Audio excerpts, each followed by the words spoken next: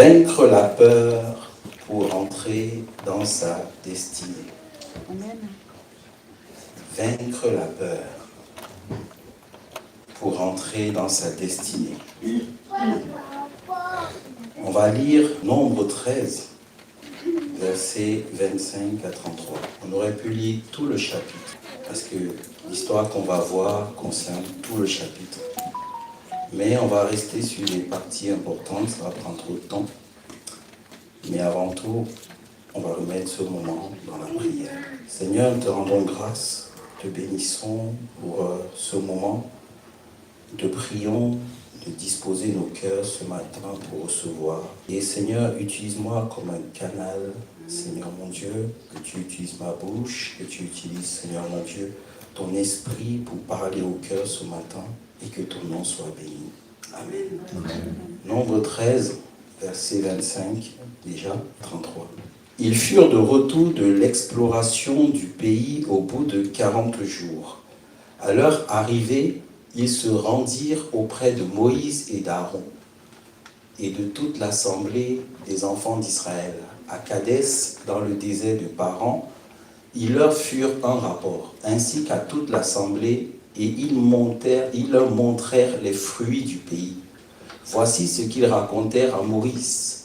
Nous sommes allés dans le pays où tu nous as envoyés. À la vérité, c'est un pays où coule le lait et le miel, et en voici les fruits. Mais le peuple qui habite ce pays est puissant. Les villes sont fortifiées, très grandes. Nous y avons vu des enfants d'Anak. Les Amalécites habitent la contrée du Midi. Les Hétiens, les Jébusiens et les Amoréens habitent la montagne. Et les Cananéens habitent près de la mer et le long du Jourdain.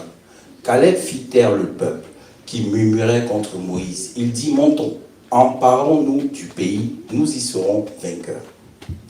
Mais les hommes qui étaient allés avec lui dirent, nous ne pouvons pas monter contre ce peuple, car il est plus fort que nous. Et ils décrièrent devant les enfants d'Israël le pays qu'ils avaient exploré. Ils dirent, le pays que nous avons parcouru pour l'explorer est un pays qui dévore ses habitants. Tous ceux que nous y avons vus sont des hommes d'une haute taille.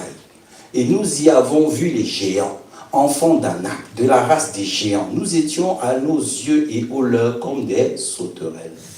Amen. Amen. C'est quoi la peur? Il est dit que la peur est une émotion qui accompagne la prise de conscience d'un danger, d'une menace. C'est quoi la destinée? C'est 2 points importants. C'est une puissance souveraine considérée comme réglant d'avance le cours des choses. Ça, c'est ce que les dictionnaires nous donnent. Côté des Saintes Écritures, la destinée, ce sont les plans que Dieu a pour chacun d'entre nous. Le plan de Dieu pour chacun. Pour toi, pour moi, pour ton frère, ta sœur, pour ton voisin. Le plan de Dieu pour chacun d'entre nous. On va voir déjà le psaume 31. Il parle de la destinée. Mes destinées sont dans ta main. Délivre-moi de mes ennemis et de mes persécuteurs. Il y a quelqu'un qui ne veut pas que tu atteignes ta destinée, que tu rentres dans le plan de Dieu pour toi. On connaît tous qui c'est. C'est notre ennemi, c'est Satan. Il va tout faire pour que tu n'y entres pas. Mais Dieu va aussi tout faire avec toi pour que tu y entres. Amen. Amen. Voilà. Et la stratégie fondamentale du diable est basée sur son arme principale, à savoir la peur. Le diable se sert de la peur pour anéantir la foi des enfants de Dieu. La peur ne vient pas de Dieu. Déjà, on va clarifier cela. Il y en a qui aiment facilement dire « j'ai peur ». Ce n'est pas positif, c'est négatif. Surtout encore quand tu es un enfant de Dieu. La peur ne vient pas de Dieu. Psaume 34, 5. « J'ai cherché l'Éternel et il m'a répondu et il m'a délivré de toutes mes frayeurs. » Dieu nous délivre de toutes nos peurs. Dieu nous délivre de toutes nos frayeurs. Si tu dis « j'ai peur », tu n'as pas encore suffisamment cherché Dieu pour t'en débarrasser. Et on va voir 2 situations dans la Bible. Le peuple hébreu sorti d'Égypte en direction de leur destinée, la terre promise, Canaan. Ces histoires qu'on a vues tout à l'heure. On va voir aussi David sur le chemin de la royauté. Le chemin qui passait par la bataille contre Goliath. Quand tu vois ton Goliath, tu as peur ou pas? On va voir. On ne pouvait pas tout mettre, tout parler. J'ai plus parlé de l'histoire du peuple hébreu dans le désert près de Canaan, parce que parfois, comme ça rentre dans les premiers livres de la Bible, dans Nombre, parfois on est un peu oublié. Parce que l'histoire de David contre Goliath, tout le monde presque le sait, même les enfants. Ils peuvent nous le raconter. Ils regardent ça dans les dessins animés des fois. Donc, on va voir 3 points ensemble. Les armes de la peur. La peur vient de quelque part, utilise quelque chose. Les conséquences de la peur, c'est quoi maintenant la finalité? Et ensuite, en la fin, le combat contre la peur pour sa destinée. Donc vous voyez bien que je ne veux pas qu'on rentre directement comment on règle le problème, mais je voulais d'abord nous donner les sources du problème, d'où ça vient et comment ça marche. Parfois, quand on ne connaît pas d'où vient le problème, on ne sait pas le combattre. Parfois, tu peux croire que ton problème vient de ton voisin ou de ton ami. C'est en toi ton problème. Amen. C'est parfois en nous le problème. Ça n'en vient pas de quelqu'un ou d'autre. La plupart des fois, c'est en nous. Commençons par les armes. J'aurais pu dire les origines de la peur, les outils de la peur, j'aurais pu dire tout ça, mais j'ai cantonné sur les armes. La peur est comme une plante qui ne vit que par des racines qu'elle trouve dans nos cœurs. Si la peur trouve des racines dans ton cœur, elle va vivre, elle va monter, elle va grandir. Si elle vient et qu'elle trouve qu'il n'y a pas de racines pour la nourrir, elle s'étouffe. Si tu n'es pas quelqu'un qui est sujette à trembler, à avoir peur, être timide, la peur ne va pas trop s'installer. Il y a plusieurs points, plusieurs armes. On ne va pas tous les voir, mais on va voir 2. Les paroles négatives et les pensées négatives. Paroles, ce que tu dis, les pensées, ce qui est à l'intérieur. On voit les paroles, mais on ne voit pas toujours la pensée. Mais les pensées sont manifestées par les paroles. Les paroles négatives. La destinée des enfants d'Israël sortis d'Égypte était Canaan. Les enfants d'Israël devaient vaincre les habitants de Canaan pour posséder leur héritage. Mais une bonne partie du peuple a sombré dans la peur. Voici leurs paroles. Nombre 13, 28 à 29. Mais le peuple qui habite ce pays est puissant. Donc ton adversaire est puissant déjà. Donc tu reconnais, ton adversaire est puissant. Tu le confesses. Les villes sont fortifiées, très grandes. Nous y avons vu des enfants d'Anak. Déjà toi-même, le combat déjà. Tu as vu que les forces de l'ennemi. Les Amalécites habitent la contrée du Midi. C'est les gens qui étaient toujours en guerre contre Israël. Les Hétiens aussi. Les Jébusiens aussi. Les Amoréens aussi habitent la montagne. Et les Cananéens habitent près de la mer et le long du Jourdain. Ils ont cité presque 5 peuples qu'ils vont devoir combattre. Et en plus, un des peuples, les Amalécites, sont hyper géants. C'est-à-dire que déjà ils ont parlé, ils ont confessé. Et c'est pas fini. Nombre 13, 31 à 33. Mais les hommes qui étaient allés avec eux disent, nous ne pouvons pas monter. Ça c'est une capitule. Nous ne pouvons pas monter contre ce peuple, car il est plus fort que nous. Et ils décrièrent devant les enfants d'Israël le pays qu'ils avaient exploré. Il dit, le pays que nous avons parcouru pour l'explorer est un pays qui dévore ses habitants. C'est chaud. Tous ceux que nous y avons vus sont des hommes d'une haute taille. Et nous y avons vu des géants, les géants, enfants d'Anak, de la race des géants. Nous étions à nos yeux et aux leurs comme des sauterelles. C'est eux qui vous ont dit que vous ressemblez aux sauterelles. Qui t'a dit que ton ennemi te voit comme une sauterelle? Parfois, nous, on a peur de Satan alors que c'est Satan qui a peur de nous. Qui t'a dit? Est-ce que tu sais comment l'ennemi te voit? Si tu savais, tu ne tremblerais plus. Qui est en toi? Un simple homme? Jésus est en toi. On dit que quand les démons voient, ils tremblent. Mais parfois, c'est nous qui tremblons devant les démons. Regarde ce que tu décris. Je ne propose pas la solution maintenant. Les pensées négatives aussi. Ça provient de nos ennemis et de nos adversaires. Les Philistins étaient, 1 Samuel 17, 3, les Philistins étaient vers la montagne d'un côté et Israël était vers la montagne de l'autre côté. Cette partie maintenant, c'est le combat de David contre Goliath. On va maintenant sur 1 Samuel. Donc il y a 2 livres. Il y a Nombre, et il y a Nombre 13, et il y a aussi 1 Samuel 17. Donc les Philistins étaient vers la montagne d'un côté et Israël était vers la montagne de l'autre côté. La vallée les séparait. Un homme sortit alors du camp des Philistins et s'avança entre les deux armées. Il se nommait Goliath.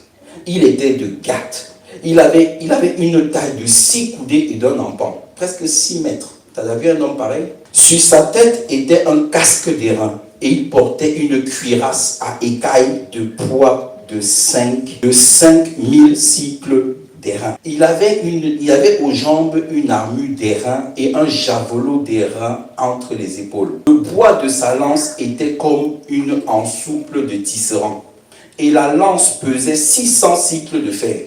Celui qui portait son bouclier marchait devant lui. Le Philistin s'arrêta et s'adressant aux troupes d'Israël rangées en bataille, il leur cria: pourquoi sortez-vous pour vous ranger en bataille? Ne suis-je pas le Philistin et n'êtes-vous pas des esclaves de Saul, de Saül? Choisissez un homme qui descende contre moi. S'il peut me battre et qu'il me tue, nous vous serons assujettis. Mais si je l'emporte sur lui et que je le tue, vous nous serez assujettis et vous nous servirez. Le Philistin dit encore: je jette en ce jour un défi à l'armée d'Israël. Donnez-moi un homme et nous nous battrons ensemble. Saul et tout Israël entendirent ces paroles du Philistin et il fut effrayé et saisi d'une grande crainte. Quand tu es déjà saisi d'une grande crainte, tu es paralysé. Il y a des paroles que quand tu sens que ça t'amène la peur, tu ne pourras plus réagir. Tu ne pourras plus rien faire. Faisons attention à ces gens qui nous ramènent toujours qui font peur bizarre. Dieu n'est pas dedans. Quand tu sens ça, fais attention. On est en train de vouloir te paralyser. Ah oui, garde le contrôle. On peut penser que c'était la vie de Goliath, c'était à la vue de Goliath que la robustesse, le physique de Goliath qui faisait le plus peur. Ce sont les paroles. Parce que Goliath, tu ne le vois pas le matin et le soir. Mais les paroles de Goliath restent en toi. J'ai dit au début, qu'est-ce qui nous tue? Qu'est-ce qui fait donc que ton problème ne finit pas? De quoi as-tu peur aujourd'hui? Tu trouves toujours des raisons pour ne pas faire quelque chose qui va t'apporter. Tu es conscient que ça t'apportera du bien, ça te fera du bien. Tu es conscient que ça va te faire grandir d'un cap dans la vie. Mais tu as peur. C'est quoi? Qu'est-ce que c'est? Quand le diable parle, tu as déjà vu le diable avec tes yeux? Jamais. Mais il parle où? Dans ton cœur. La Bible dit en Jean 13, Satan a mis au cœur de Judas le dessein de le livrer. Ça, c'est dans Jean 13, 2. Pendant le souper, lorsque le diable avait déjà inspiré au cœur de Judas Iscariote, fils de Simon, le dessein de le livrer. Est-ce que Judas a vu Satan? Mais Satan a parlé où? Dieu me parle, Dieu me parle. Quand tu écoutes, ce n'est pas Dieu. Sachons discerner qui te parle dans ton cœur. Qui te parle? Judas croyait que c'était ses propres pensées. Mais il ne savait pas que l'ennemi avait mis des pensées dans son cœur. Il faut savoir discerner. Quand Pierre est venu dire: non Seigneur, il n'en plaise, ne va pas à la croix, ne va pas, je paraphrase. Et que Jésus a dit: arrière de moi Satan. Il savait que les pensées de Pierre n'étaient pas ses pensées à lui. C'était les pensées de Satan. Et Jésus a su faire le discernement. Il y a des choses que quand on vient vous dire, discernez vite. Parce que si vous laissez la parole s'installer, ça vous détruit. Discernez vite. Parce que les paroles produisent quelque chose. Donc Satan n'a pas apparu à ça. Satan lui a donné des idées. Judas pensait que c'était ses propres idées. Mais ce n'était pas les siennes. Même quand vous êtes assis là, il y a des mauvaises pensées qui viennent en vous. Mais il y a des mauvaises pensées, vous pouvez croire que ça vient de vous. Ça ne vient pas de vous. Mais c'est là. Et on doit dominer là-dessus. On ne doit pas laisser ces pensées continuer de germer en nous. Sinon, ça va agir. Je te dis, tu sens le petit malaise que tu as eu le matin là. Est-ce que c'est pas comme tu es un peu costaud là? Est-ce que c'est pas un début de diabète? Ça. Jamais. Non. Qui t'a dit que c'est ça? Qui t'a dit? Ah non, le mal de tête là, est-ce que c'est pas... Le médecin n'avait pas dit que j'avais un truc qu'il fallait que je fasse un scanner. Qui t'a dit? Pourquoi tu amplifies? Refuse. Tout ce qui ne va pas dans la volonté de Dieu pour ta propre vie, refuse. Parce que si tu le laisses continuer, il va germer et il va créer ce en quoi tu as cru. Il te sera fait selon ta foi. Amen. Si tu crois que la petite douleur là, à la poitrine ici, c'est l'appendicite, parce que scientifiquement ça se dit que c'est ça, hein, mon ami, tu auras l'appendicite. Pourquoi? Tu as cru. Qui t'a dit que c'était ça? C'est une voix qui a germé dans ton cœur. Et comme tu es très scientifique, tu as validé. Qu'est-ce que tu veux que Dieu fasse? Qu'est-ce que tu veux que Dieu fasse? Parce que les pensées qui viennent dans le cœur, c'est Satan, c'est démon aussi, qui distille cela.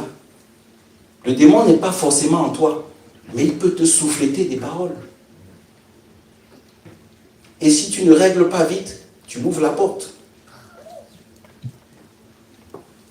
Il te dit, la maladie là va te tuer. Hein. Ah bon? Oh, je suis mort. Non, tu n'es pas mort. Ne dis pas je, tu n'es pas mort. Goliath parle dans ton cœur. Il parle, il parle. La Bible dit que Saül et Israël ont entendu. Quand ils ont entendu, envahis par la peur. Et la peur a pris le contrôle. Ce que je crains, c'est ce qui m'arrive. Ah, Seigneur. Et on dit que le Philistin s'avançait matin et soir. Il s'est présenté devant le peuple de Dieu pendant 40 jours.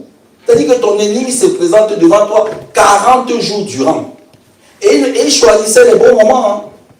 Il ne venait pas tous les heures de la journée. Il venait matin et soir. Pourquoi il vient le matin? Pour gâter ta journée. Combien de gens qui nous appellent le matin pour donner les mauvaises nouvelles là? Non, mon ami, parfois, quand tu les connais, ne décroche plus. Moi, je te dis pour moi. C'est-à-dire qu'il venait le matin. Il disait, je vais vous tuer. Mon ami, tu marches maintenant comme paralysé. Tu vas au travail comme si tu es mort. Le patron te voit et dit, mais qu'est-ce qui va t'arriver? Ah, il s'est mal levé le matin. Pourquoi il venait le soir? Pour que quand tu dors, tu rêves de lui. Hey, tu fais les cauchemars, tu pleures, dépression, tu vas finir la pharmacie parce que tu veux te calmer. C'est ça, c'est stratégique. Le matin, quand tu te lèves, Goliath est déjà là. Trouvez-moi un homme, je lance un défi, que celui qui va se lever contre moi aujourd'hui. Et tu le vois, il est robuste. Mais attends. Le soir, quand il vient, quand tu vas aller dormir, là, il te dit encore les mêmes choses. Quand tu dors, tu es paralysé, tétanisé. C'est stratégique. C'est pour ça que le soir, ne dors pas avec les mauvaises choses. Il dit, ne dors pas sur ta colère. Ne dors pas avec ces choses. Il te dit, c'est important. Parce que la nuit, ça rentre dans les veines, dans le sang, ça rentre dans la chair, ça rentre dans le cœur, ça rentre dans l'esprit, ça rentre partout. Et tu es paralysé. Tu vas aller chercher psychologue. Et consultation. Parfois, c'est 50 € l'heure. Même pas l'heure. Il dit 15 minutes, là, fini. Tu as raconté toute ta vie, et après, ok, c'est bon. Il dit, vraiment, il est bon, il m'a beaucoup. Il est bon. Ils ont leur boulot, ils font leur boulot. Hein. On fait pour nous. On fait pour nous. Hein. Voilà. Satan prend ta journée, il prend ta nuit. Quand tu te réveilles, tu es déprimé le matin. Oh, ta journée est gâchée. Les challenges qui t'attendaient, tu vas tout échouer. Les effets ou les conséquences de la peur. Deuxième point. Étouffer ou anéantir ta peur. Le diable vient, la peur vient pour étouffer ou anéantir ta foi.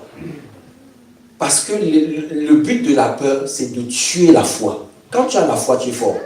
Mais quand tu n'as plus de foi, tu es faible. Et la peur vient pour anéantir ta foi. La peur vient aussi pour nous séparer de l'amour de Dieu. Quand on a peur, c'est comme si Dieu avait disparu. Il est toujours là. Il t'attend. Le peuple d'Israël étouffait ou anéantit ta foi. La peur vient pour étouffer ou anéantir ta foi. Le peuple d'Israël dans le désert a perdu la foi en Dieu.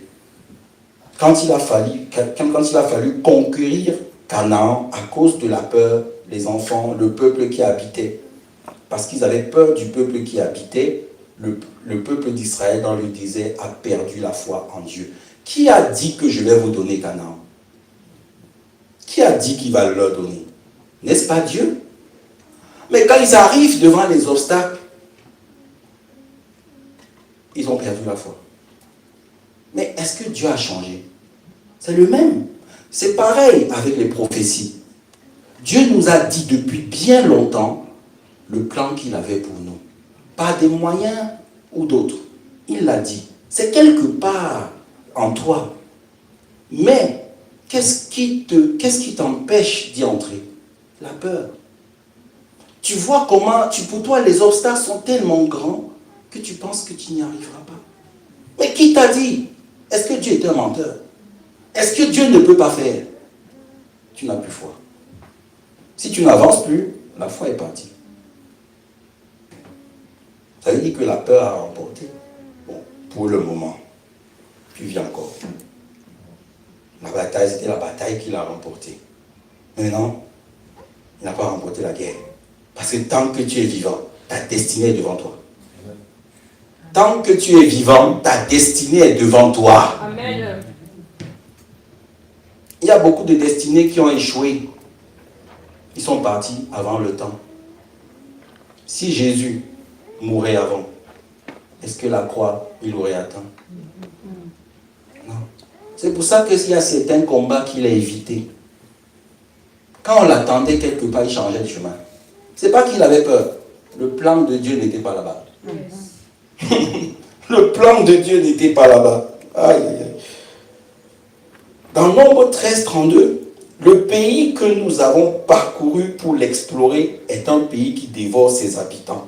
Tous ceux que nous y avons vus sont des hommes d'une haute taille. Ils décrivent l'adversaire et ils se voient paralysés. La peur aussi a pour conséquence de nous séparer de l'amour de Dieu. La première mission de la peur, c'est ça. Comme ça, tu perds l'assurance en Dieu. Tu perds la foi. Tu perds l'assurance. Regarde, quand je vais te montrer un peu comment parfois tu peux... les preuves qui montrent parfois que tu as peur, que tu as perdu un peu l'assurance. Et Seigneur, comment tu peux être là? Et tout cela m'arrive. Qui t'a dit que dans ta destinée, tu n'auras pas de combat? Qui t'a dit? Jésus a dit, voyez, je vous envoie comme des brebis au milieu des loups. Mais il faut prendre courage. Je les ai vaincus. J'ai vaincu. Jésus a déjà vaincu les combats qui nous attendent. Il faut simplement que par la foi, on y entre. Il a déjà détruit Jéricho. Il faut simplement qu'on y entre. Il a déjà ouvert la mer Rouge. Il faut simplement qu'on mette le pied. L'eau se déplace.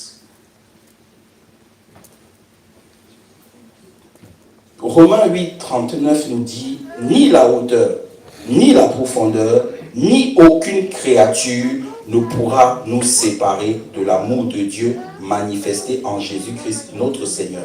C'est Paul qui le dit. Après tous les combats qu'il a vécu dans sa vie, il dit tout cela, même quand tu as peur, Dieu est là. Pour lui, tu n'es pas séparé parce que tu as peur. Non, c'est toi qui penses qui t'a abandonné parce que tu as peur. Non, Dieu est toujours là. Sa promesse est toujours là. Toutes ces choses ne peuvent pas te séparer de son amour. Il a juste la peine pour toi. Parce que tu ne l'as pas compris. Tu ne l'as pas cru. Mais ça ne veut pas dire qu'il n'est pas là. Il est là. Crie simplement un peu. Agis simplement. Appelle-le. Il répondra. Appelle-le. Ne remets pas en cause cause l'amour de Dieu quand tu as peur. Il est souverain. Il fait ce qu'il veut. Quand tu poses des questions, pourquoi tout ceci ne nous est pas venu? Pourquoi je vis toutes ces galères? Pourquoi je vis toutes ces choses? C'est comme si tu remets en cause. Non. Non. C'est pas lui. Il peut permettre. Et ce n'est pas... C'est pas de sa volonté première.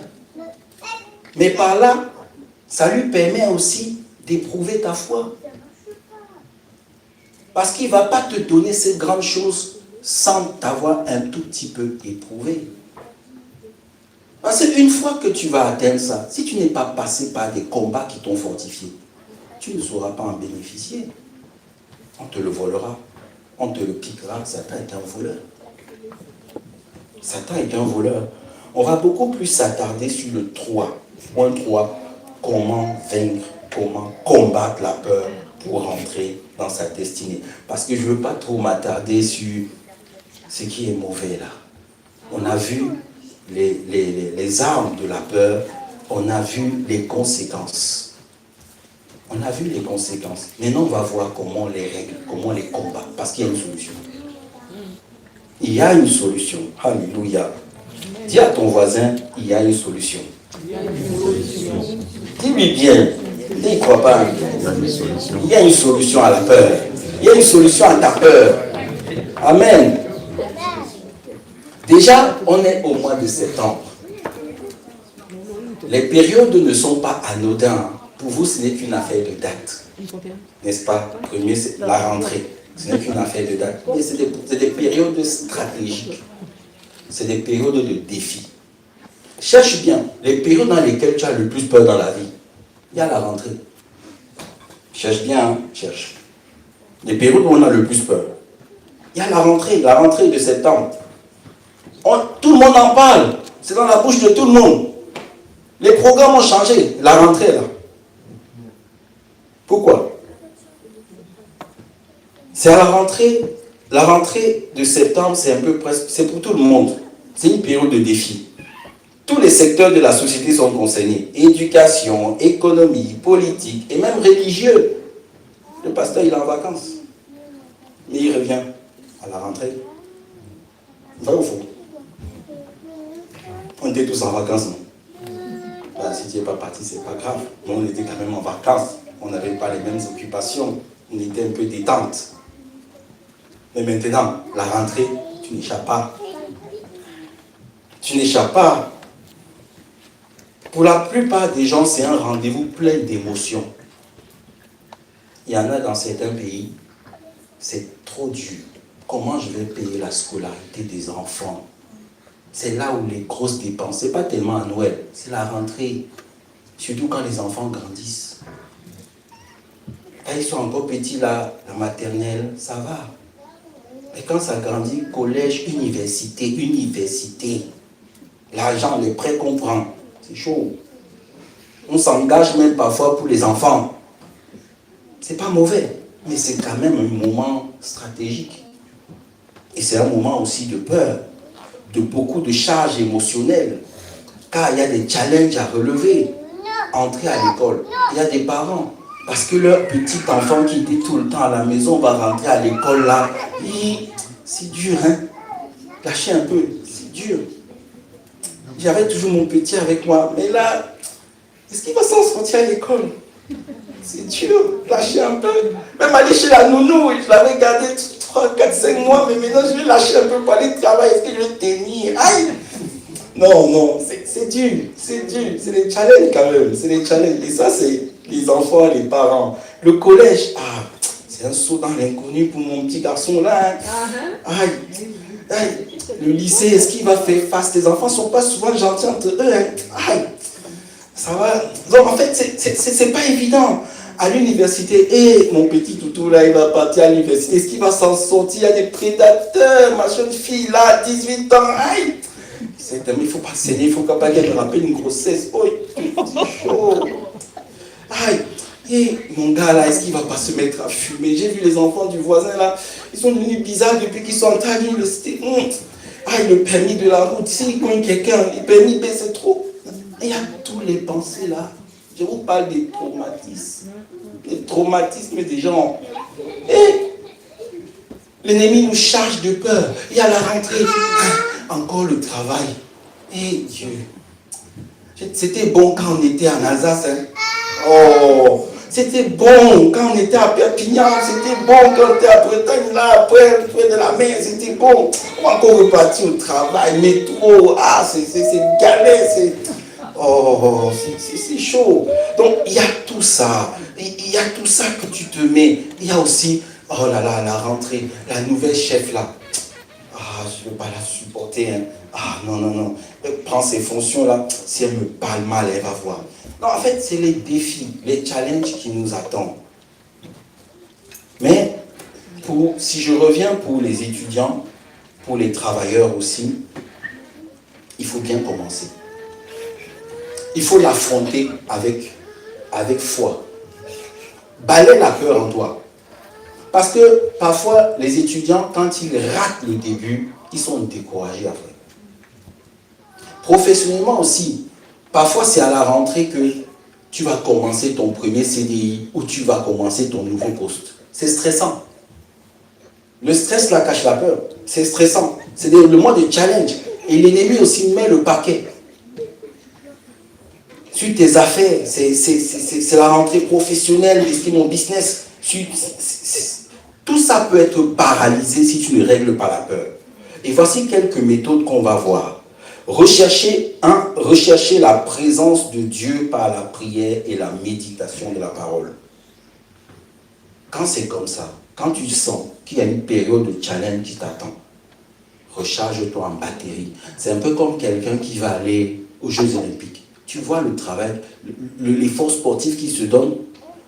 Après les Jeux Olympiques, il va commencer à manger les Big Mac maintenant, il n'y a pas de problème. Mais quand c'est avant, il s'empêche tout. Il prend même des temps de jeûne et prière. Il recherche la présence de Dieu. Je n'ai pas tout mis le titre, mais c'est rechercher la présence de Dieu par la prière et la méditation de sa parole. Qu'est-ce qu'il y a encore comme autre chose? Se rappeler des promesses de Dieu. Dieu t'a déjà délivré de beaucoup de choses.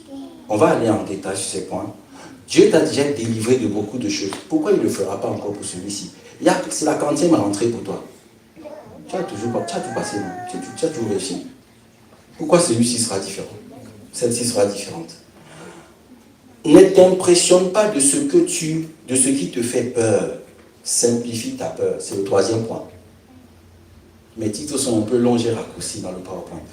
Voilà, tu peux tout dérouler. Ne t'impressionne pas de ce qui te fait peur. Simplifie ta peur. Comment vois-tu ta montagne ou ton obstacle? Déclare, 4e point, déclare les paroles positives, des paroles de victoire. Et le dernier point, parle à ta montagne, affronte ta montagne, affronte ta peur, affronte ton Goliath. On va dérouler ça rapidement parce qu'il faut qu'on prie. Rechercher la présence de Dieu par la prière et la méditation de sa parole. Et pour ça, je parlais avec mon frère Christian le matin. David, il y a beaucoup de psaumes qui nous donnent de la paix quand on est dans l'effroi. Comme par exemple le psaume 23. Le psaume 23, on le cite comme une simple récitation, mais il y a de la puissance de Dieu dedans. Il y a la puissance de Dieu dedans. Parce qu'il faut rappeler à ta mémoire qui est le Dieu que tu sais. Il est plus géant que tous les géants. Et il est dit quelque part, je ne craindrai aucun mal, car l'Éternel est avec moi. Il dit quelque part, même quand je marche dans la vallée de l'ombre de la mort, je ne crains aucun mal. Pourquoi tu ne crains aucun mal? Parce que ton Dieu est là. Parce que même dans ta vallée, il est là. Il est là. Ne te dis jamais Dieu n'est pas là. Il est là. Encore plus tu es son fils et sa fille. Il est là. Donc, le psaume 23 est à méditer. C'est quand tu traverses les situations de peur et d'angoisse importantes. Il faut aussi créer en toi une atmosphère de louange et d'action de grâce autour de toi par la prière. Parce que Dieu siège au milieu de la louange de son peuple. En fait, si la peur est, comme la peur est au-dedans, crée une atmosphère autour. Chante, loue Dieu, chante, loue Dieu, loue Dieu. Si ça a du mal à sortir, aide-toi avec la musique. Aide-toi, chante. Ça va changer l'atmosphère et l'esprit qui est en toi va commencer à se réjouir. Et tu vas commencer à sortir toi-même les paroles. Tu vas commencer à sortir toi-même les paroles. Voilà. Et tu vas commencer à chanter avec lui. Et tu vas oublier qu'il y a quelques minutes, tu avais même peur. Maintenant, s'il y a des peurs qui sont persistantes depuis longtemps, continue. Continue. Ça va même te prendre une journée. Continue. Parce que pour enlever l'eau sale dans une bouteille, remplis l'eau propre jusqu'à ce que le sale sorte. Si tu mets tout juste un peu, c'est un mélange. Tu ne vas même pas avoir confiance. Un peu après, tu vas trembler.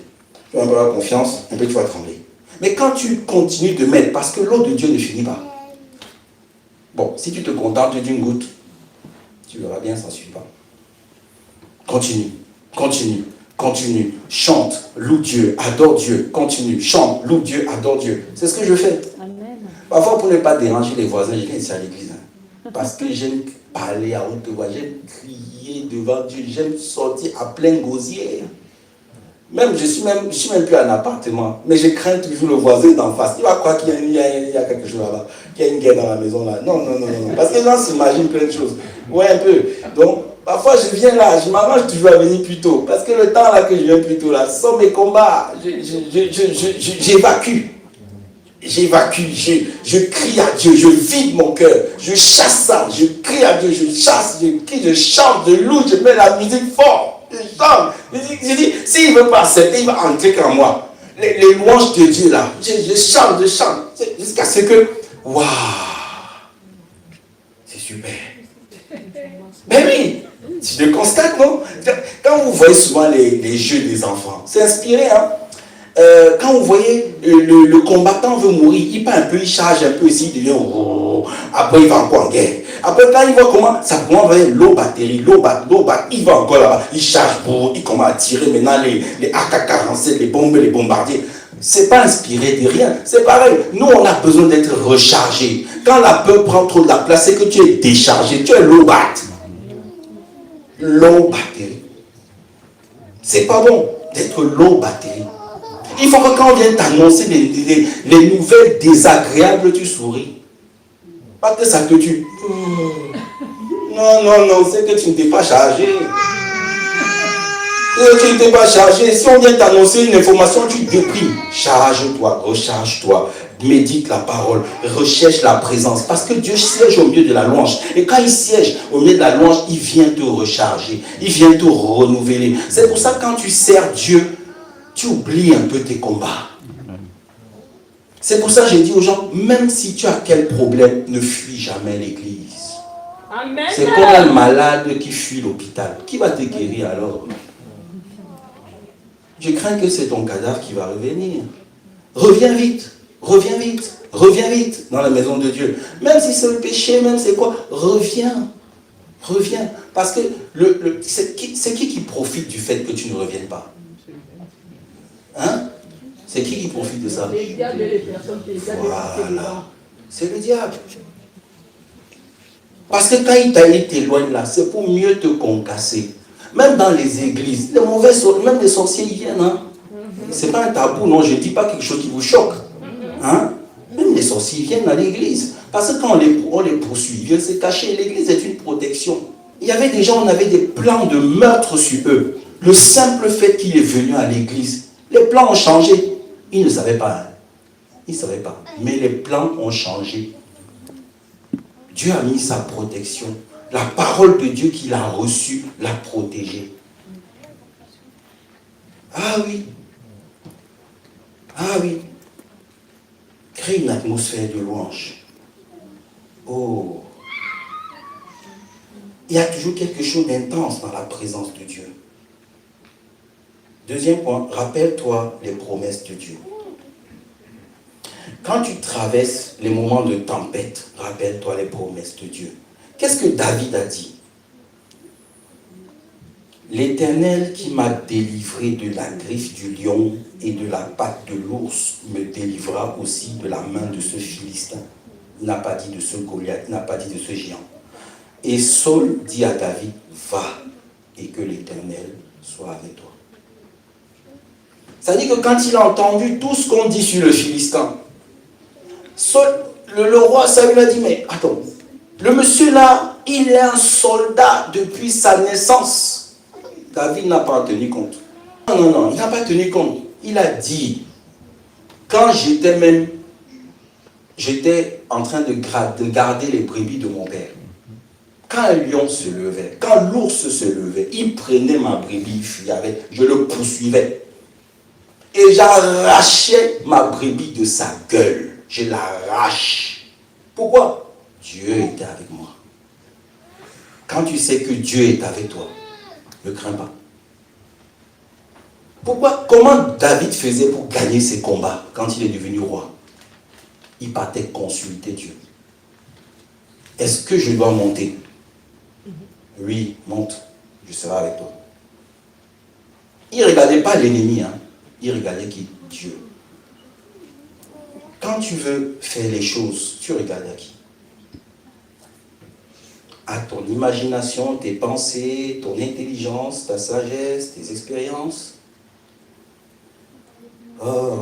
3. Ne t'impressionne pas de ce que tu fais, de ce qui te fait peur. Ne sois pas impressionné par la montagne de quelqu'un. Ne sois pas impressionné par ton Goliath, qui ne t'impressionne pas. Simplifie. C'est-à-dire quand on était à l'école, on nous donnait des situations, des cas à traiter. La première des choses qu'on nous disait, simplifie le problème. Ne regarde pas le nombre de lignes ou le nombre de feuilles que tu as épuisées. Simplifie. La réponse est là. On raconte parfois plein de choses, mais la réponse est là au milieu. Souvent, quand on va faire l'examen, ce n'est pas qu'on n'est pas intelligent. La peur. Non. Tout est dedans. J'amenais ma fille au CIO de Vernon pour passer des tests pour qu'elle rentre dans le système éducatif, ici. La dame dit, elle est bonne en maths, mais il faut qu'elle retravaille un peu le français. Elle dit pourquoi? Elle dit, elle ne prend pas les réponses dans le texte. Elle les imagine. Il a fallu que je l'explique. En Afrique, on a un système éducatif qui est ce que les colons nous ont laissé. Mais entre-temps, les colons ont modifié leur système, ils n'ont pas dit. Hein. Donc, en fait, qu'est-ce qui se passe? C'est que elle a habitué à ce qu'elle réfléchit par elle-même pour trouver des solutions. Mais pour elle, c'est très difficile de croire que la réponse est sur ses yeux. Attends. Comment peut-il dire, cherche, j'ai perdu ma clé, cherche, elle est là devant. Elle est là devant. Mais comme la personne dit qu'il a perdu, il cherche. Tu vas croire que la clé elle est trop cachée. Alors que toi, tu vas croire que la clé qu'elle cherche n'est pas celle qui est devant toi. Parce que si c'était ça, elle l'aurait vu. Mais le problème, c'est que tu vas croire que c'est caché. Mais la clé est devant. On lui a donné un texte, répond au texte. Elle a imaginé les réponses. Mais les réponses étaient dans le texte. Vous voyez un peu? Et je vais expliquer maintenant comment ça marche dans le système français. On te donne un exercice, surtout en français, les réponses sont dedans. Les réponses sont dedans. C'est juste que parfois les réponses ne sont pas alignées en fonction des questions. Parfois la réponse de la première question est au milieu du paragraphe. Et la réponse de la dernière question est la première ligne. Vous voyez un peu? Donc, c'est un peu ça. En fait, simplifie ton problème. Simplifie le Goliath. Tu as un rendez-vous avec ton patron. Ça fait longtemps que vous n'êtes pas vus. Tu as un doute sur ton travail. Simplifie. Mets-toi que, prépare-toi. Simplifie. Dis-toi, c'est un homme comme moi. Déjà ça. Il ne mange pas les gens. Entre guillemets. Donc, il va me faire quoi? Non, en fait, tu te donnes des raisonnements. Ne laisse pas cette peur-là. J'avais un jeune ici avec moi. Un jeune, il dit, ouais, j'ai l'oral mardi du bac. Je sais pas trop la question je sais pas trop, je sais pas ce qu'il va me poser. Je sais pas, je vais comme ça. Je dis non, ne pas comme ça. Déclare ce qui va se passer. Déclare, dis, tu vas aller comme ça là, il va me donner un exercice simple et je vais répondre simplement et je vais rentrer chez moi. Il a dit, ah oui, c'est comment il avait appréhendé le problème que ça faisait des nœuds dans sa tête. Et il est allé, ça a marché aussi simplement qu'il a dit, qu'on l'a dit. Mais déjà avant de partir, le problème était une montagne. On va dire que non, on simplifie. Non, on simplifie parce qu'il ne faut pas. Le combat est d'abord en nous. Ce n'est pas l'épreuve le problème, c'est en toi. Donc, ne t'impressionne pas de ce qui te fait peur. Quand on voit dans Nombre 13, 31, mais les hommes qui étaient allés avec lui disent, nous ne pouvons pas monter contre ceux que Caïn est plus fort que nous. Je disais au début, notre adversaire n'est pas plus fort que toi. Satan n'est pas plus fort que toi. Quand tu as Jésus, précision. Sans Jésus, on n'est rien devant l'ennemi. Hein. Ne faites pas jouer, il ne joue pas. Hein. Mais avec Jésus, on est plus que vainqueur. Donc, la description que les 10 espions avaient fait était correcte. Il n'y avait pas de mensonge. Ceux qui étaient partis explorer le pays de Canaan pendant 40 jours, ils avaient fait une bonne description. C'est un pays où coule le lait et le miel. Mais ils ne se sont pas appuyés sur les promesses de Dieu, sur la grandeur de Dieu. S'ils étaient appuyés sur la grandeur de Dieu, parce qu'ils ont vu plutôt que leur ennemi était grand, mais ils n'ont pas vu que Dieu était plus grand. Ne fixe pas trop ton regard sur l'ennemi. Fixe ton regard sur Dieu. Donc, ils n'ont pas vu que Dieu était plus grand. Et ils se sont vus comme des sauterelles. Et ils se sont même dit que les autres, là, les voient comme tels. Qui t'a dit que l'ennemi te voit comme une sauterelle? Je disais, parfois, nos patrons ont peur de nous. Les gens ont peur de nous. C'est juste qu'ils aboient seulement un peu trop. Comme un chien. Mais le chien aboie beaucoup. Mais parfois, c'est une façon d'exprimer sa propre peur qu'il aboie. Si tu fais boum, il a détaillé. Tu ne l'as même pas poursuivi. Hein. Vous voyez un peu, ça me rappelle quand j'entrais à mon travail. Je suis venu au travail le premier jour, costumé. Frère, la patronne a eu peur, ma chef a eu peur. Elle a même dit en réunion d'équipe, j'arrive pas. Ce gars-là, il m'impressionne. Je ne sais pas s'il était comme un Goliath, hein, mais il m'impressionne. C'est-à-dire qu'elle ne se sentait pas bien à côté de moi. Et quand je disais, madame, j'ai besoin de vous. Eric ne m'appelle pas madame. Appelle-moi pas mon prénom. Hein. C'était le respect, non? Mais ça dérange. Elle dit, ok. C'était pas facile de changer madame avec le prénom de quelqu'un. Donc, et quand j'avais besoin d'elle, elle courait vite. Comme si on avait un problème. Non. C'est-à-dire que si elle a des réunions et que j'ai besoin d'elle, ouais, pardon, je vais te voir après. C'est ma chef. Hein. Qui est vraiment chef? Parfois, Dieu nous a donné de l'autorité dans notre travail, dans notre école, dans notre classe, dans notre salle de classe. Parfois, ceux qui nous attaquent ont peur de nous. Mais pour nous effrayer, ils nous attaquent. Mais menace-le un peu, tu vas voir comment il va trembler. Je ne dis pas menacer pour faire du mal. C'est juste que tu t'imposes un tout petit peu. Dans le respect. Voilà. Sans faire n'importe quoi. Voilà. Tu montres mieux que tu existes. Qu'on ne te marche pas dessus. Ok? Voilà. C'est pas que tu écrases tout le monde. Non. Parce que la puissance de Dieu s'exerce dans l'humilité aussi. Dans le calme et la confiance. Dans le calme et la confiance. C'est pas de crier à haute voix partout. Non. Quand tu sais qui tu es, tu ne trembles pas. Tu sais qui tu es, tu ne trembles pas. C'est quand tu ignores qui tu es, tu paniques. Tu paniques. C'est pas ça. Et Caleb dit, regardez la réaction de Caleb. Après que ses amis qui étaient allés espionner Canaan ont décrit le pays, Caleb lui dit, Caleb dans Nombre 13, 30, il fit taire le peuple qui murmurait contre Moïse.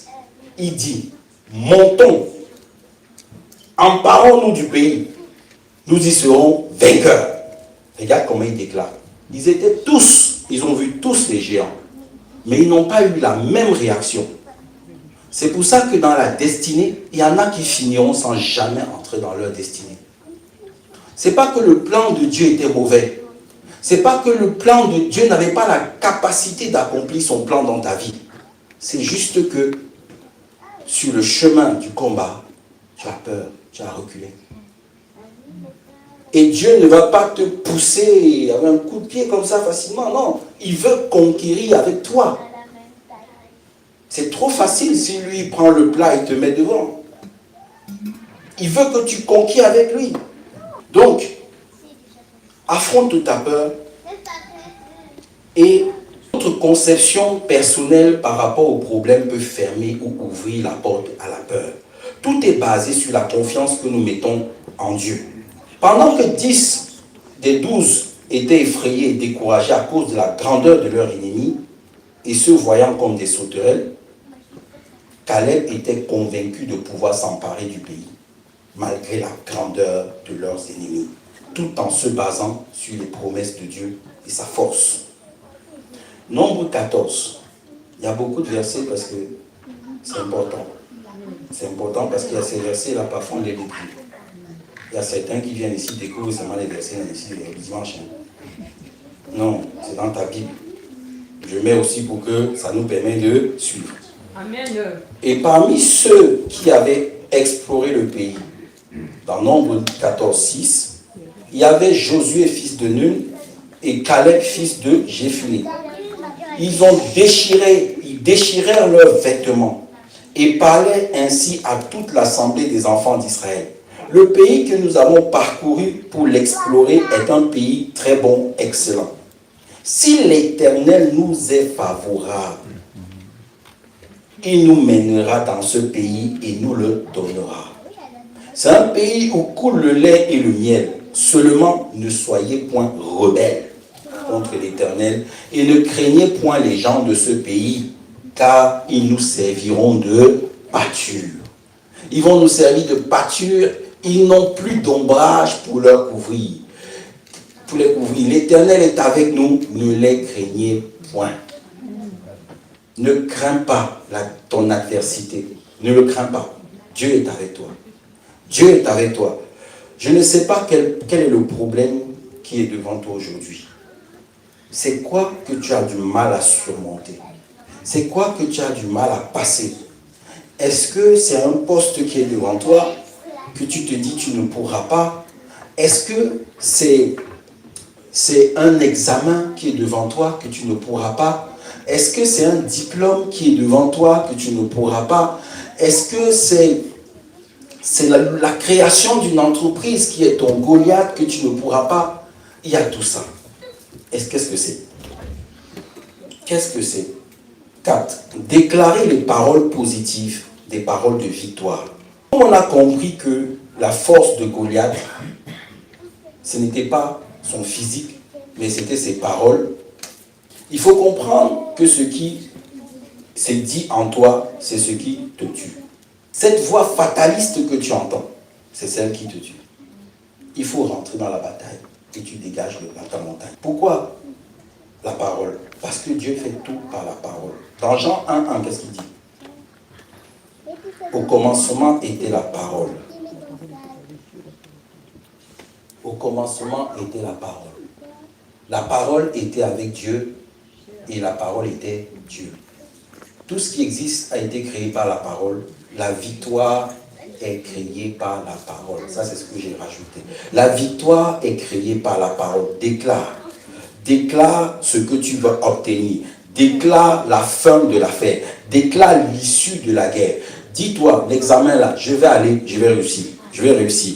Dis-toi, l'interrogatoire là, l'interrogation, tu vas réussir. Dis-toi que le poste là, tu vas aller, tu vas le conquérir. Dis-toi que, je ne sais pas, le proviseur, la maîtresse, tout ça là, qui parle, qui agit mal sur ton enfant, tu vas parler et elle va t'écouter. Tu pars gagnant, tu pars victorieux, ne pars pas perdant. Dis que l'entreprise que je vais lancer là, avec la grâce de Dieu, ça marchera.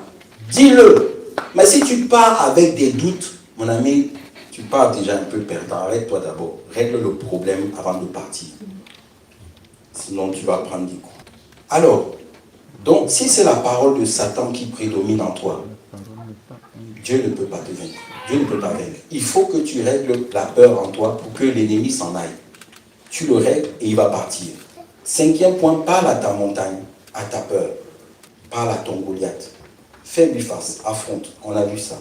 Dans 1 Samuel 17, 40, il prit en main son bâton, choisit dans le torrent 5 pierres polies et il les mit dans sa gibecière de berger et dans sa poche, puis sa fronde à la main, il s'avança contre le Philistin. Quand nous sommes face à un problème, il ne faut pas fuir. Mais il faut plutôt faire face avec assurance dans le Seigneur. La Bible dit qu'au lieu de fuir, c'est David qui est parti devant, qui a avancé. Et il a avancé comment? Le premier. Parfois, quand c'est un rendez-vous, viens à l'heure. Viens avant le responsable. Viens. Déjà, tu vas le désarmer. Ne viens pas en retard. Tu vas toi-même déjà être un peu paralysé. Viens à l'heure. Viens avant même l'heure. Rendez-vous d'entretien d'embauche, 5 minutes avant. Ça, tu déstabilises celui qui va te dicter. À l'école, quand tu vas à l'examen, viens bien avant. Tu prends de l'assurance. Viens avant. Ah, Seigneur. Donc, David n'a pas fui. Apprenons à affronter le problème. Et David a redonné confiance à Dieu. Dans 1 Samuel 17, 45, tu marches contre moi avec l'épée, la lance et le javelot. Et moi, je marche contre toi au nom de l'Éternel des armées, du Dieu de l'armée d'Israël que tu as insulté. 46. Aujourd'hui, l'Éternel te livrera entre mes mains. Je t'abattrai et je couperai ta tête. Aujourd'hui, je donnerai les cadavres du camp des Philistins aux oiseaux du ciel et aux animaux de la terre. Et toute la terre saura qu'Israël a un Dieu. Et toute cette multitude saura que ce n'est ni par l'épée, ni par la lance que l'Éternel sauve, car la victoire appartient à l'Éternel. Et il vous livre entre nos mains. Il a déclaré la suite, il a déclaré l'issue, et il a déclaré sa victoire. Et c'est comme ça que David est parti. Et aussitôt, il s'est mis en mouvement. Il a marché devant David, au-devant. Et le Goliath a marché devant David. Mais David a couru sur le champ de bataille à la rencontre du Philistin. Il mit la main dans sa gibecière. Il prit une pierre. Il la lança avec une fronde. Avec sa fronde, il frappa le Philistin au front. Et la pierre s'enfonça dans le front du Philistin qui tomba le visage contre terre. Comment David a affronté? Quand il entendait, tu vas mourir. Il dit non, je ne mourrai pas. Quand tu entends des voix qui te disent ton échec, déclare ta victoire. Ne laisse pas, comme je disais au début, la voix s'installer. Quand tu entends cette voix, tu vas devenir malade, tu vas tomber malade, je refuse. Non. Et si la voix parle trop fort, parle plus. Parce que c'est un combat contre parole. Quand Satan a tenté Jésus pendant son jeûne, Jésus ne s'est pas tué. Il a répondu par quoi? La parole. Il y a des mots qu'il ne faut pas laisser. Quand tu sens que le gars est en train de débiter des mots incendiés, tout, corrige tout de suite. Ne le laisse pas terminer. Parce que quand Goliath parlait, David parlait aussi. Et si vous lisez bien le texte, David avait le dernier mot. Il ne faut pas que tu laisses l'ennemi avoir le dernier mot. Parce que ces mots-là vont te hanter. Il faut que c'est toi qui aies dit le dernier mot dans le combat. Alléluia. Parce que si tu vois dans Psaume 18, 17, c'est David qui parle toujours. Il dit non, je ne mourrai pas, je vivrai, je raconterai les œuvres de l'Éternel. Il faut répondre. Ne laisse pas que le message, parce que la peur vient aussi des paroles qu'on te donne, que tu entends. Il faut vite répondre. Parfois, si elle n'est pas audible, tu peux la dire, tu peux la rendre audible. Parce qu'il faut dominer dans ce qui parle en toi. Il faut dominer. C'est pour ça que j'ai dit, j'ai un verset favori, garde ton cœur. Parce que j'ai dit aux gens, il faut éprouver l'esprit qui parle. Si tu sens que l'esprit là n'est pas en conformité avec la parole de Dieu, réprime. Ne laisse pas les mauvaises paroles, les mauvaises pensées qu'on t'ait dites ou que tu aies entendues à l'intérieur. Ne laisse pas ça s'installer. Tu dois avoir le dernier mot. Ne laissez jamais Satan, le Goliath, finir l'entretien. S'il explique, tu expliques aussi. Quand il te dit le soir, tes affaires ne vont pas marcher, il dit qu'ils vont marcher. Quand il dit lundi, tu auras les problèmes, il dit que tu auras la victoire. Quand il te dit non, non, non, tu vas mourir, il dit que je vais vivre. Tu confesses toujours les paroles positives par rapport à l'attaque que l'ennemi met devant toi. Tu confesses toujours. Ton voisin te menace, tu lui dis, t'inquiète pas, tu vas t'embrouiller. Tu ne gagneras pas. Tu ne gagneras pas. Reste calme. On a vu tous ces points. C'est des points à traiter en nous. Voilà, à traiter en nous. On va conclure en disant ceci.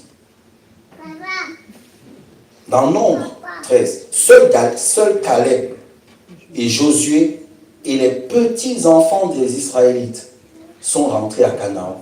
Pourquoi les petits-enfants? Parce que dans leurs propres paroles, ils ont dit le Seigneur veut livrer nos petits-enfants pour qu'il nous a envoyés dans le désert pour livrer nos petits-enfants à la destruction. Pourquoi on n'était pas resté en Égypte? Et le Seigneur et l'Éternel leur dit, vos petits-enfants là, ils vont entrer. Mais vous, reprenez le chemin inverse. Repartez par la mer Rouge. Et vous avez dit que, comme vous avez passé 40 ans pour explorer le pays, vous avez passé 40 jours pour explorer le pays, vous allez passer 40 ans pour tourner au désert, jusqu'à ce que vous soyez tous exterminés, afin que ne reste que vos petits-enfants que je vais donner la terre promise. Mais ça, c'est parce qu'ils ont parlé contre Dieu. Mais nous, on peut rater la terre promise, on peut rater notre destinée, le plan de Dieu, le plan final de Dieu, si nous aussi, on a parlé contre Dieu au moment d'affronter notre problème. Tu peux ne pas affronter parce que tu as peur, mais ne parle pas contre Dieu. Parce que tu attaques son plan pour toi, tu attaques, donc tu te dis qu'il s'est trompé. Non. Si tu ne peux pas, tu ne peux pas. Mais ne mets pas Dieu dans tes problèmes. Si tu ne peux pas, remets-toi toi-même en question, mais n'accuse pas quelqu'un. Parce que tout est devant toi. Tout pour réussir est dans la parole de Dieu. Si tu n'en as pas saisi pour réussir, ce n'est pas la faute de Dieu. Et qu'est-ce qui s'est passé pour David? Après la victoire de David sur Goliath, il a conquis le cœur du peuple. Et c'est comme ça que plus tard, si vous lisez toujours 1-2 Samuel, le peuple a remis la royauté de Saül à David. David n'a pas forcé. Il a d'abord eu une partie du peuple et plus tard, les autres se sont ralliés à lui. Ils sont allés chercher David pour positionner roi. La destinée de David, c'était de devenir roi. Mais dans sa destinée, il y avait des Goliaths. Il y avait un Goliath à passer. Dans notre destinée, ne dites pas que nos géants ne sont pas... Il n'y a pas de géants. Mais cependant, les géants-là sont terrassables. Ne t'arrête pas. Si tu sens le plan que Dieu a mis dans ton cœur, dis-toi toujours ce que Dieu avait dit que je vais accomplir. Est-ce que je l'ai accompli? Est-ce que je suis dans la bonne voie pour l'accomplir? Si tu vois que tu n'es pas vraiment dans la bonne voie, il y a quelque chose qui t'a ralenti. Et examine la chose et règle le problème. Parce que Dieu est avec toi pour accomplir son plan. Il ne te laissera jamais tomber. Il ne te laissera jamais tomber.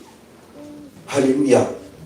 Donc, sur des milliers de personnes, quand ils se sont rendus compte, le peuple juif, qu'ils ont mal parlé, ils ont voulu maintenant aller conquérir Canaan. Vous savez ce qui s'est passé? Moïse et Aaron ont dit, ne partez pas. Dieu n'est pas avec vous. Ne partez pas. Ils ont dit, non, on a péché, il faut qu'on y aille. Les Amalécites, les Jébusiens sont sortis, les Hessiens les ont décimés. Au début, quand Dieu les envoyait, il était avec eux.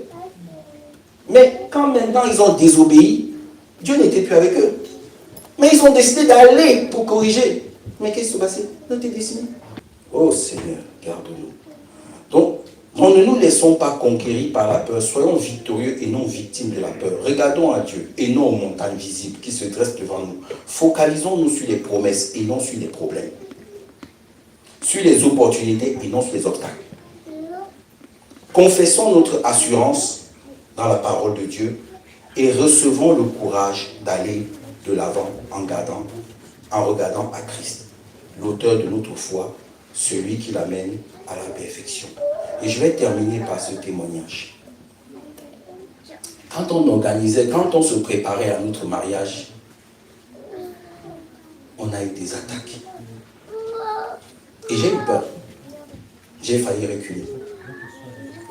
Mais c'est un point que je n'ai pas dit. Il faut s'entourer des gens de foi. Il ne faut pas s'entourer des gens qui paniquent.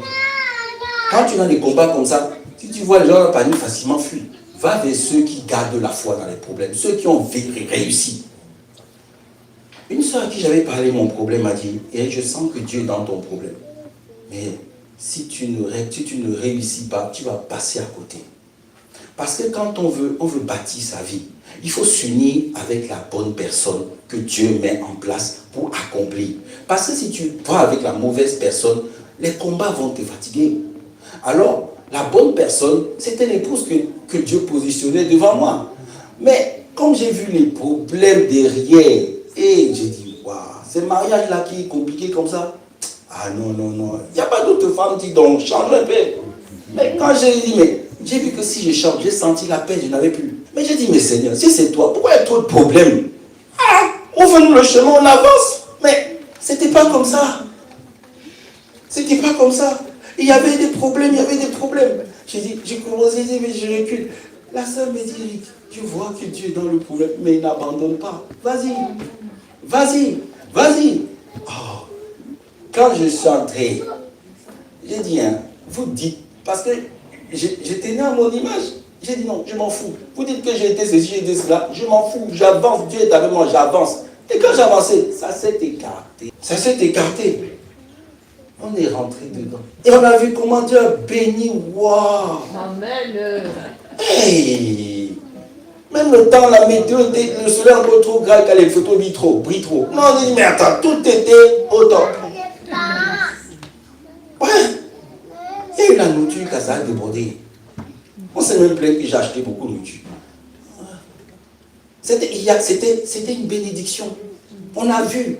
Ça dit que les gens venaient nous dire, Eric, ce que vous avez mis au vin d'honneur là, c'est déjà beaucoup pour nous. Hé frère, mariage comme ça, j'ai jamais vu. Et tu dis qu'il y a encore soirée. Je bénis Dieu. C'était puissant. J'ai rendu grâce à Dieu. Amen. Et c'est aujourd'hui que je dis, Seigneur, t'étais dedans, hein. Mais il fallait se mouiller. Il fallait se mouiller dans la guerre, là. Il fallait se mouiller. Et Dieu nous a donné la victoire. Amen. Amen. Est-ce qu'on peut dire merci Seigneur? Merci Seigneur. Alléluia. On va prier que le Seigneur coupe les racines de la peur en nous. Et que le Seigneur nous délivre de nos peurs et de nos angoisses. Et comme c'est aussi la rentrée, on va prier pour les enfants, les élèves, les étudiants. Voilà. Vraiment, j'aimerais qu'ils puissent s'approcher, ceux qui sont là, enfants, étudiants, élèves. Pour les grands qui sont les professionnels, qui ont des rendez-vous professionnels, qui ont aussi des challenges en cette nouvelle année, ils vont rester debout, on va prier. Donc, mais pour les enfants, les jeunes, vraiment, si tu sens qu'il y a une peur persistante en toi, qui depuis ne veut pas partir, viens, on va prier. Viens, on va prier. Donc vraiment, déjà, Seigneur, je te prie, délivre-nous des racines de la peur. La peur ne vient pas de toi. Il est dit que tu ne nous as pas donné un esprit de timidité. Il est dit que tu ne nous as pas donné un esprit de peur, mais tu nous as donné un esprit de force, d'amour et de sagesse. Oh Seigneur, je bannis la timidité dans ma vie. Je bannis la peur dans ma vie. Je bannis le froid dans ma vie. Je chasse les froids dans ta vie. Chasse cette peur qui est persistante. Refuse cette peur. Elle n'est pas bonne pour toi. Elle n'est pas bonne pour ta foi. Refuse les paniques, les paralysies. Refuse toutes ces choses. Refuse les blocages. Refuse ces choses. Parce que c'est le plus grand combat, c'est en toi. Ce n'est pas dans l'autre. l'autre. Le plus grand combat, c'est à l'intérieur. Chasse cette voix qui parle en toi. Refuse-la. Refuse cette voix qui dit tu ne seras pas vainqueur, que tu ne réussiras pas, que tu rateras, que tu vas échouer, que tu ne seras pas ordonné, que tu ne seras pas appelé, que tu ne réussiras pas. Refuse cette voix. Elle n'est pas de Dieu. Elle n'est pas de Dieu. Compte les bienfaits de Dieu. Rappelle-toi de ce que Dieu a fait pour toi. Rappelle-toi que le Dieu que tu sais n'est pas un homme pour mentir. Il n'est pas un homme pour mentir. S'il a dit que tu réussiras, que tu accompliras, que tu grandiras, que tu prêcheras, que tu seras patron, directeur, ministre, je sais quoi, il l'accomplira. Il a dit à Joseph, je vais t'élever, tu seras grand. Il a dit, alors que Joseph est passé par la prison, mais Joseph est devenu grand. Bénis Dieu pour tes combats, parce que c'est pour te donner de la qualification le jour que tu seras positionné. Oh Seigneur, je te prie, bannis la peur, bannis cette voix, refuse cette voix, chasse ton Goliath, simplifie ton Goliath, simplifie ta montagne, dis-lui que tu n'es rien, examen, tu n'es rien, position, tu n'es rien, élévation, tu n'es rien, c'est Dieu qui est tout. Mon Dieu est plus grand, il est plus géant que tous les géants, il est plus géant que tous les géants. Je ne suis pas n'importe qui, je suis fils de Dieu, je suis fille de Dieu, je suis épouse de Christ, je suis aimé de Dieu. Mon Dieu a dit, je ne t'abandonnerai jamais, je ne te délaisserai point, je serai toujours avec toi. Et j'ai dit, je serai avec vous. Il a dit, je serai avec vous jusqu'à la fin du monde. Je serai avec vous, je ne vous délaisserai point. Je vous donnerai un consolateur qui vous parlera, qui vous consolera, qui vous rassurera, qui vous dira du bien, qui vous parlera pour moi. Il sera constamment avec vous. Le Seigneur a dit, je n'habiterai plus dans des tentes faites de main d'homme, j'habiterai dans leur cœur, j'habite en vous, j'habite. Dieu habite en toi. Dieu habite en toi, mon frère. Dieu habite en toi, ma soeur. Dieu habite en toi. Alléluia. Dieu habite en toi. Alors tu n'es pas un perdant. Tu n'es pas un raté. Tu n'es pas un vaincu. Tu es un gagnant. Tu es un gagnant. Tu es un vainqueur. Dis-le, proclame-le. Mes jeunes, proclamez. Vous réussirez à l'école. Dites-le, ne restez pas comme ça. Parce que c'est par la bouche que vous allez dominer. Dites-le, je réussirai, j'irai à l'école, je remporterai mes diplômes, je remporterai mes notes, j'aurai de bonnes notes. Dites-le de votre bouche, parce que c'est ce que vous confessez que vous obtiendrez. Dites-le, déclarez-le, n'ayez pas peur de la rentrée, n'ayez pas peur de lundi. Lundi c'est pour vous, vous allez aller à l'école, vous allez remporter, vous aurez votre alternance, vous aurez votre place, vous aurez votre chambre d'étudiant. Déclare, dites-le pour vous-même, afin que l'ennemi l'entende. Parce que s'il n'entend pas, il parlera toujours. Fais-lui taire. Parle des paroles de bénédiction. Dis-le, le poste que je recherche, le travail que je recherche, je le veux, et je l'aurai. Au nom de Jésus, j'aurai mes challenges. Je ne resterai pas toujours sur le poste où je suis. Je vais grandir, je vais monter. Déclare-le de ta bouche. Toi qui travailles, toi qui crois que tu vas rester planton, toi qui crois que tu vas rester aux archives, toi qui crois que tu vas rester à la sécurité, tu monteras, tu pourras atteindre le directeur de service. Tu pourras atteindre le chef de service. Tu peux.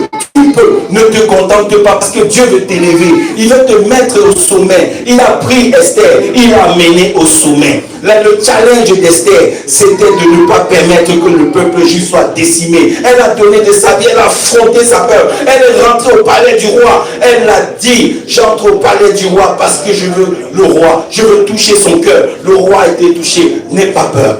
N'aie pas peur, je ne mourrai pas, je vivrai.